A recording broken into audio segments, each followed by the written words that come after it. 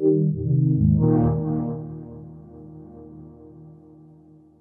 my name is Nordin Aboud, and I'm a senior producer on Recon Wildlands. Hi, my name is Dominic Butler, and I'm the lead game designer on Recon Wildlands. So you guys, it's been 3 years since the last Ghost Recon. Why is now the perfect time for it to come back?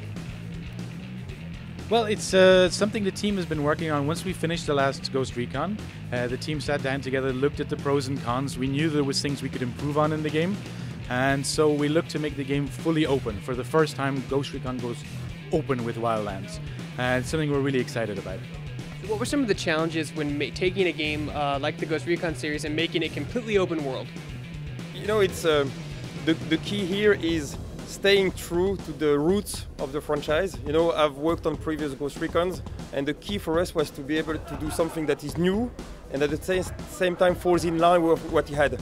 And here what is crazy is that going open world is the best way of being tactical.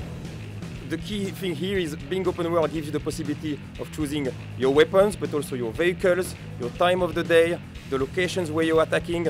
Just have a look at our trailer. It clearly shows that the freedom of option is key to our game, but also to Ghost Recon from the very beginning. Now, it's the open world. It's cooperative. Is it also PvP related, or how does that work? So what we're showing here today is a fully co-op world. So it's playable in solo and with up to 3 of your friends. And the idea is you can jump in and out together, but it's completely co-op. The game is built from top to bottom to be played together with your friends. So it's up to you how you want to approach it, how you want to do it. You can go and, as we saw in the demo, somebody go and steal a chopper, somebody else go and meet him with a bike. You can synchronize up together. It's really up to you and how you want to play it. You make the choices together.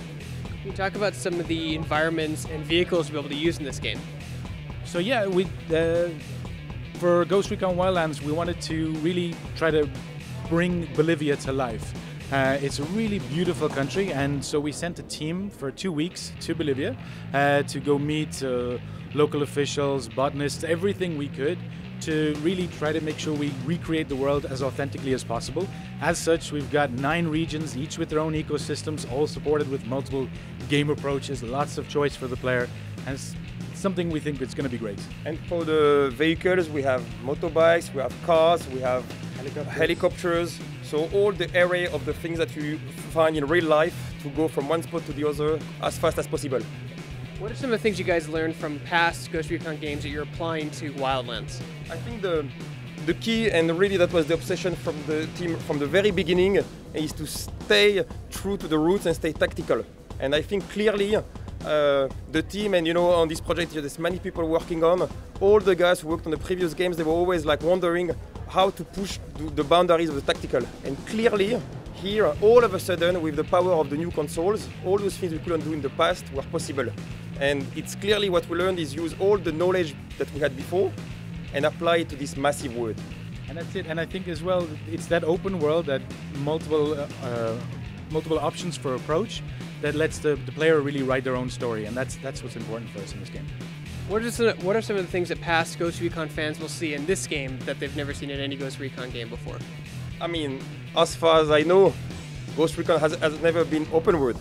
Yeah, it's the open world. It's that idea that we don't want to funnel you down into a linear approach that you've got to do it this way. This is only a stealth section. This is only an assault section. It's really do it. Here's a situation.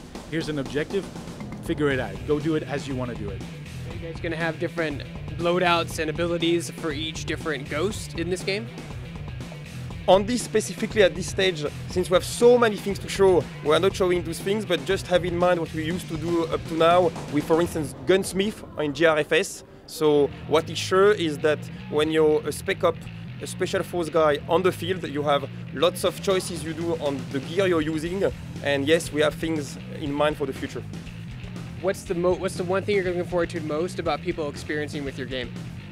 I think it's what you would have seen in the trailer and the demo. The idea of making your own choices, making your own path in this world, because it's a beautiful world, but it's the real huge array of options to the players. So what we showed today, for example, was ghosts stealing a helicopter, going to assault a base, and they could have landed the helicopter, done the assault. They could have all jumped out, but in the case that we showed today, two of the ghosts stayed in the helicopter, two did a base jump out, they parachute down, the others are giving air support, and it's that kind of asynchronous but playing together gameplay that we think players are going to be really excited about.